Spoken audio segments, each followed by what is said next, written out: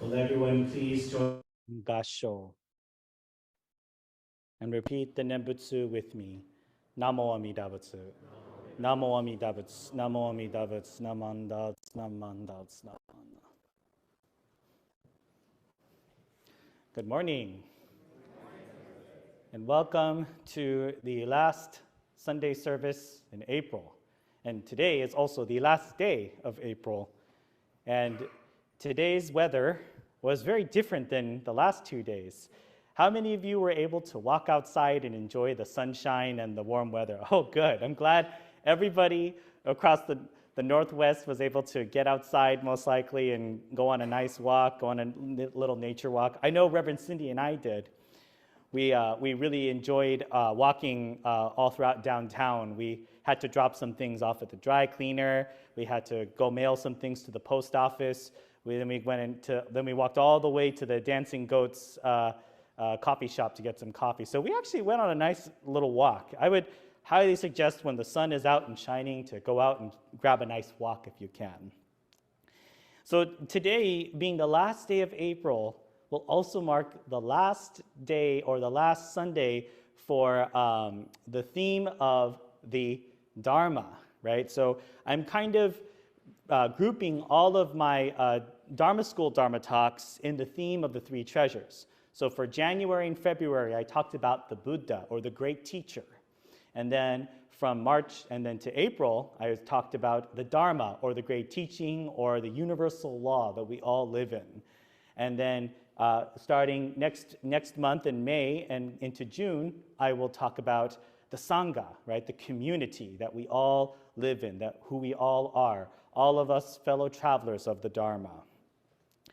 But speaking on the Dharma, once again, just to review a little bit, the Dharma can be seen as teaching. So the Buddha's treasure to us, his greatest treasure to us is his teaching. And this is not just limited to the Buddha, right? This is also encompasses the great teachings that all of the Pure Land masters, your teachers, your parents, your elders have all given you, and them before them, before them, before them. One of the greatest things that we can give the next generation and people now are teachings, things to learn. Right now, of course, in our youth or in the prime of our lives or even, towards the end, we still consume ourselves with this desire for secular things like, money or status or wealth or power.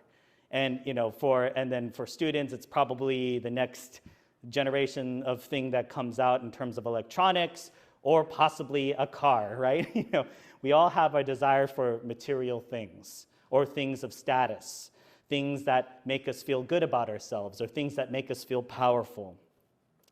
But one of the things that, once again, we really must treasure as followers of the Dharma is the irreplaceable gift of the teachings that Shakyamuni Buddha gave us so many years ago, over 2,500 years ago. And yet, even though it is so far gone, the teachings still exist to this day.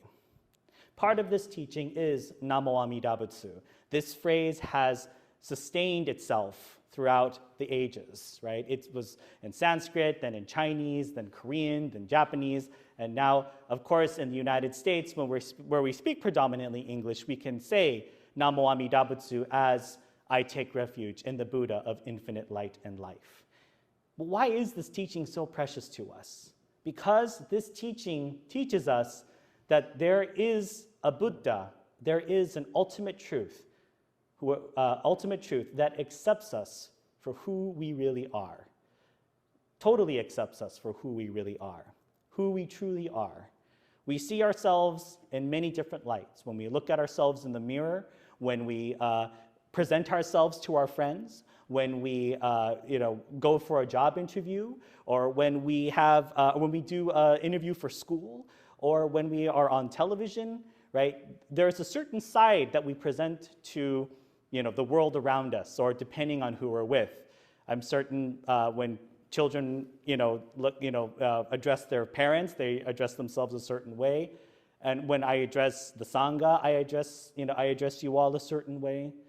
But the Buddha's teaching Namo Amida Butsu is a teaching of ultimate acceptance, that I see you for who you truly are. And when I say I, I'm not talking about me, Reverend Koyama, I'm talking about Amida Buddha. I see you for who you really are. And this is a teaching that has transcended throughout the ages, transmigrated through time. And when we put our hands together and say Namo Amida Butsu, this teaching tells us that we truly are grateful for this teaching of ultimate acceptance. This Buddha denies no one into their gate. This Buddha denies no one to the Pure Land. All we need to do is place our hands together and say Namo Amida Butsu.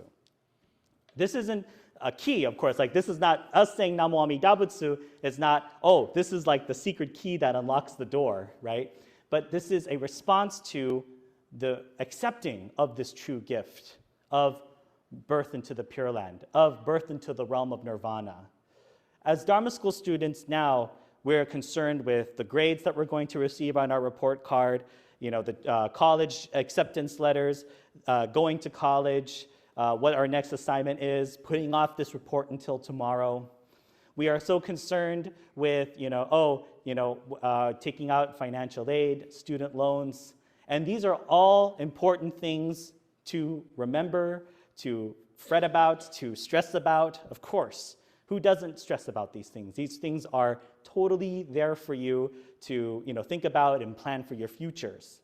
But at the same time, one of the ultimate truths about this Dharma is that we can lean upon it as well.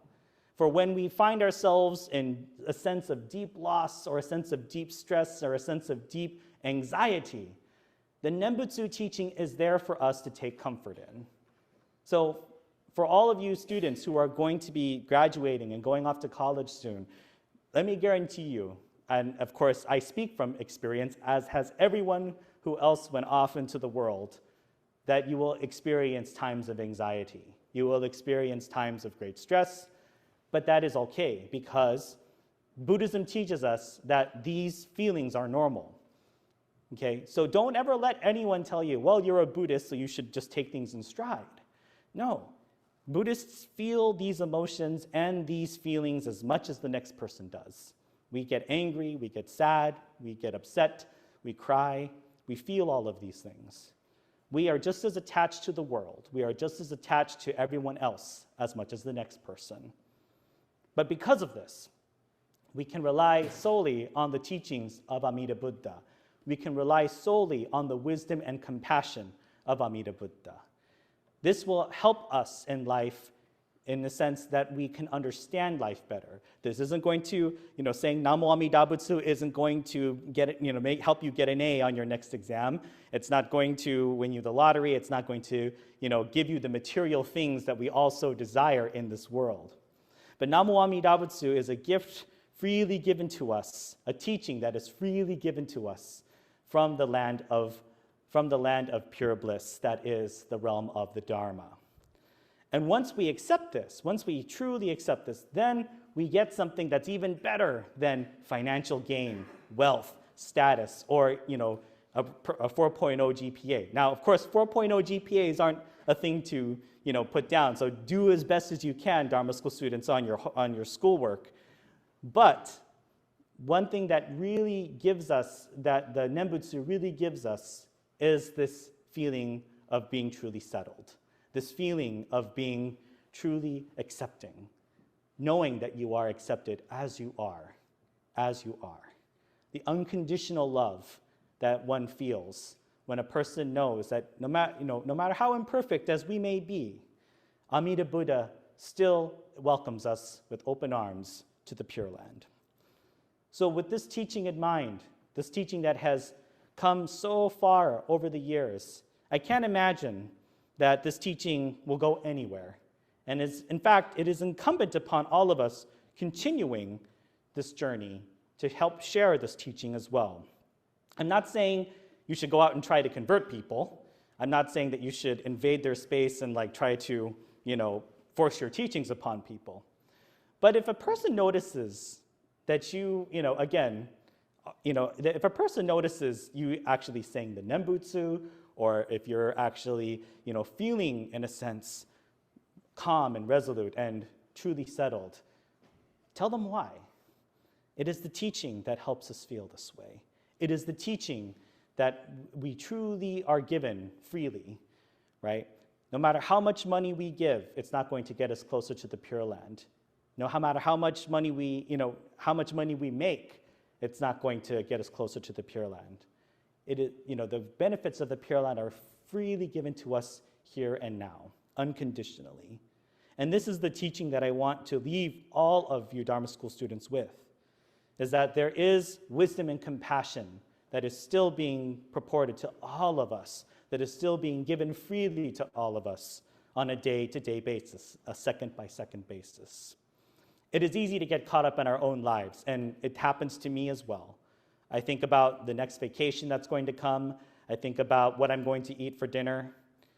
But ultimately, when we come to the temple and when we listen to the teachings of Shinran Shonin, we can pause and take great comfort in knowing that Amida Buddha's working of wisdom and compassion is still working purely for our benefit alone. So I'd like to leave this note on for the Dharma School students to really listen and to really treasure the teachings as well. So thank you all very much for joining us for our Dharma School service today.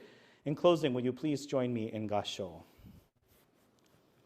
I'm going to repeat the Nembutsu with me. Namo Amida Butsu. Namo Amida Butsu. Namo Amida Butsu. Namanda.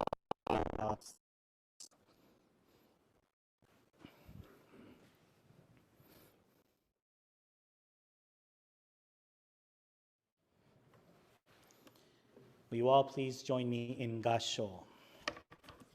Namanda.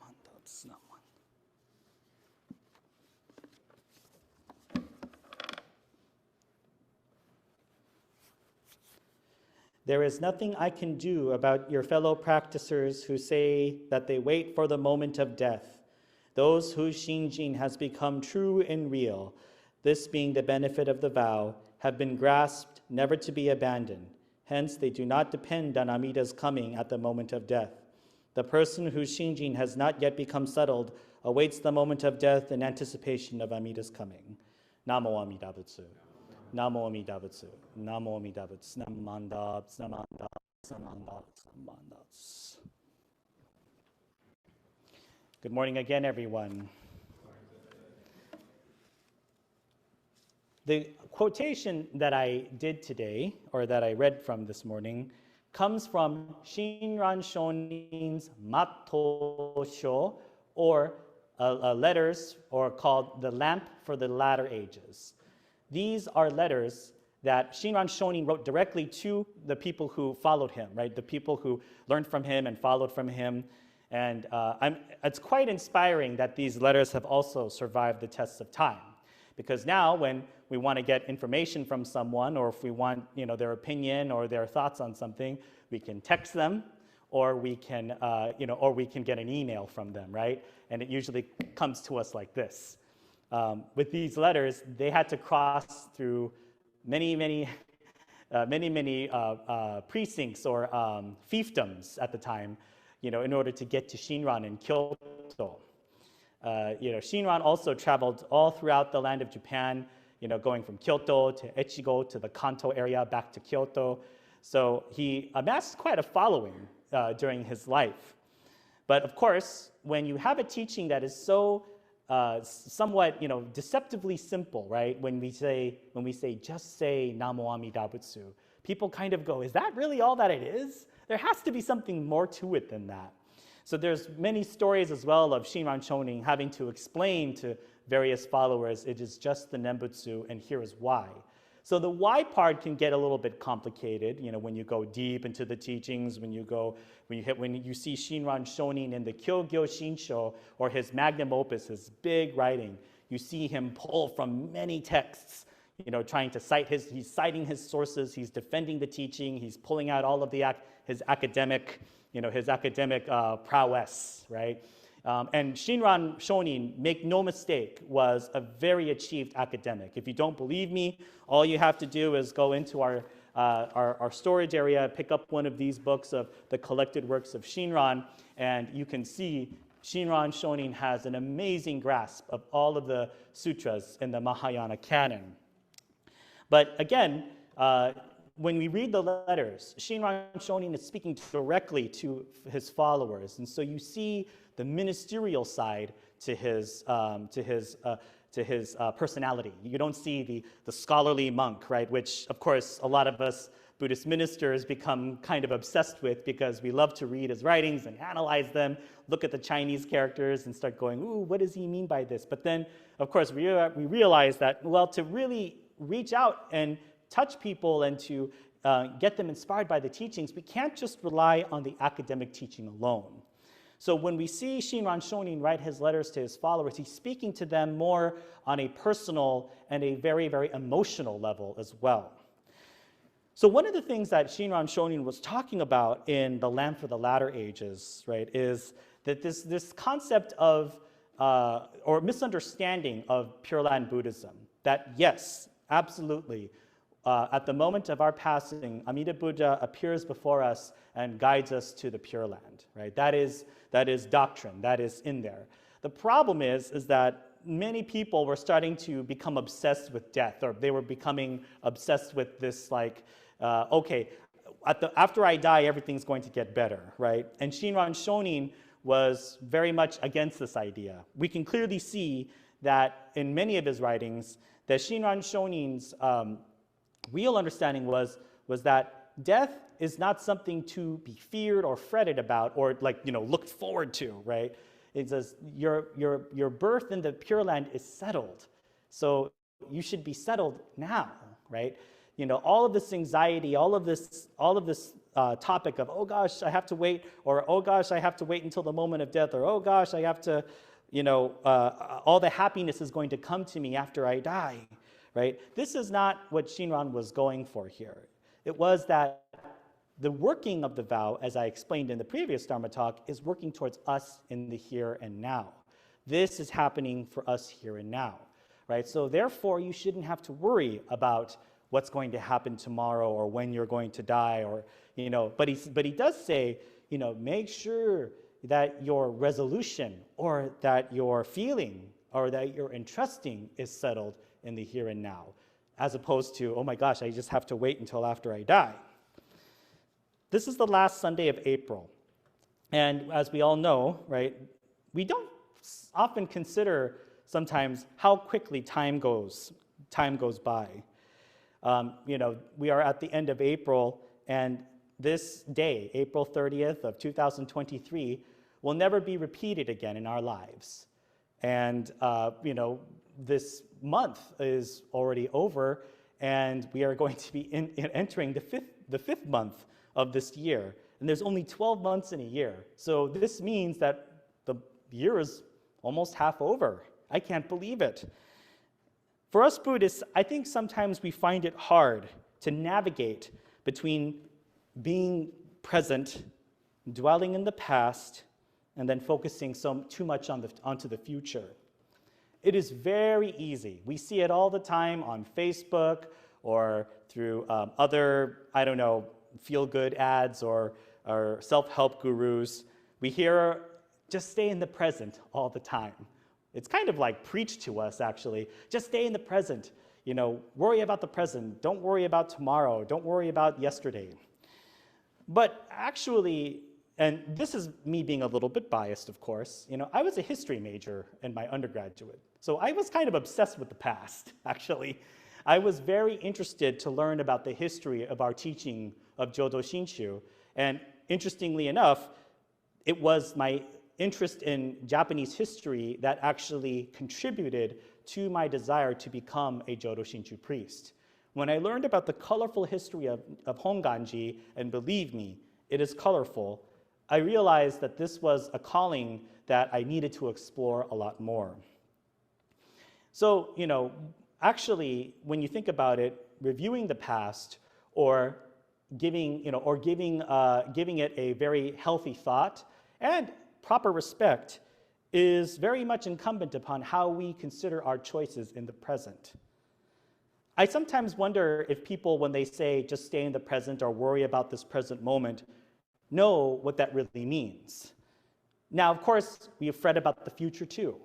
We as people fret about, tomorrow, or are we going to make it to tomorrow? But sometimes I think more often than not, we fret about more of the mundane things in life, right? Is this plan that we made yesterday going to go smoothly today? And just to also give you a bit of a real world and here and now example, there is a chance I might have to serve on a jury on next week, right? Now, of course, on Friday, this past Friday, I had to call the courthouse on Friday after 5 p.m. And then I was told via an automatic voice that, okay, if you're from group numbers 1 to 34, you have to come into the jury on Monday. If you're any number after 34, I'm group 40, by the way, any number after 34, just go ahead and call back Monday at 5 p.m. and you'll, and see whether or not you have to go into jury duty, right?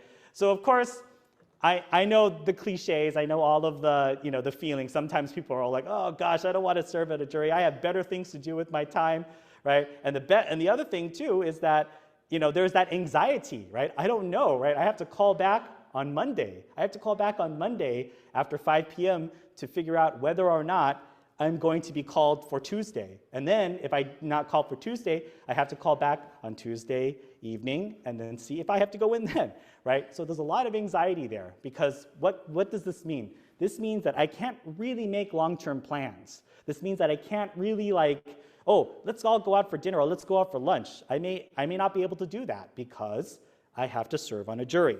This is sort of the real world examples of the daily anxieties we have in our daily lives, right? So, and sometimes it's much bigger. Oh gosh, how are gas prices going to be, right? Are gas prices going to go up? All of these anxieties we live with on a daily basis.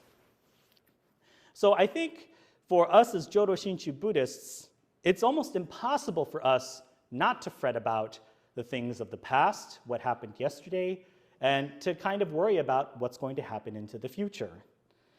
So I sometimes think that this whole, the whole rhetoric of just stay in the present, just keep to the present, can sometimes be a little too, how shall I say, nice sounding in a sense, right? It's kind of almost too, I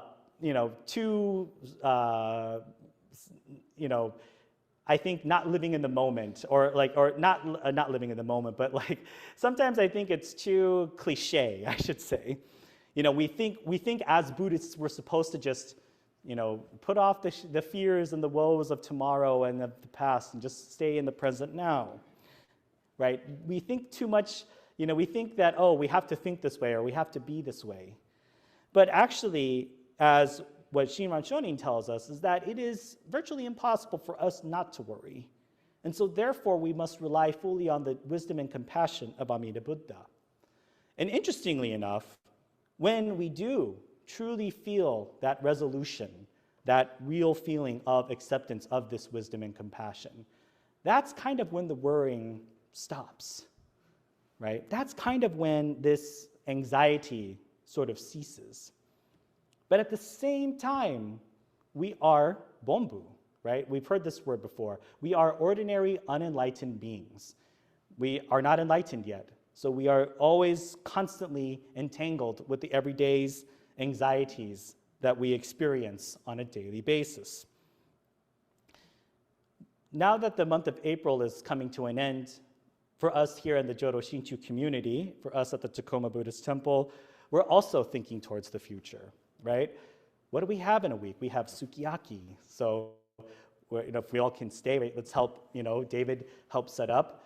But what's interesting, right, is, it is just as possible, right? If not probable, but it's just as possible that what if David was the only one who came to service today, right? What would happen, right? But it didn't happen that way, of course, but it could have. David never said it's a requirement that you all be here, right? Or it's, you're required to all be here, right?